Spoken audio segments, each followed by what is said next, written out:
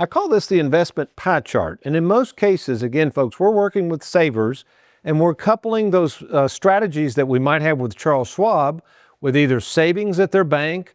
It could be money that we put in annuities. So I'm going to show you exactly how an example would be of somebody having the risk and the exposure after we go through the selection process. So let's just say, so I can do the math real quick, someone has $1 million 401k that they decide to move over to Tony Walker Financial. They're retired. They're a saver. They agree that what got them there may not keep them there, and they are worried about risk, but they want some growth. They're okay with some risk. How would this shake out? Now, again, this is not for everybody here. We're just using an example. So what I might do is I might come in and say, hey, out of that $1 million 401k, we're going to put a small amount in our aggressive portfolio. Maybe that's 10% of your overall million, and we might put another 20% in our growth, and then we might put another 20% in the conservative, okay? The rest we might have in a fixed interest annuity, all right? And then maybe a fixed indexed annuity with an income rider. So let's say now we're at 50%. So at first glance you go, wait a minute, Tony, that's 50% with Charles Schwab. Well, let's think about this. Remember, these have no risk because they're fixed annuities, so 50% of your overall pie is safe.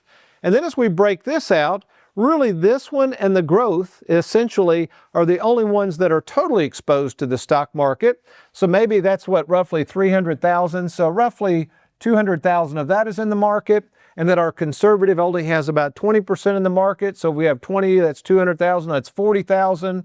So in this example, roughly about 250,000 out of the full million is actually in equities. So you see, folks, when we're working with savers, and even though we might choose some strategies that seem aggressive, and quite frankly are pretty aggressive, in most cases we're not going to put all your money there.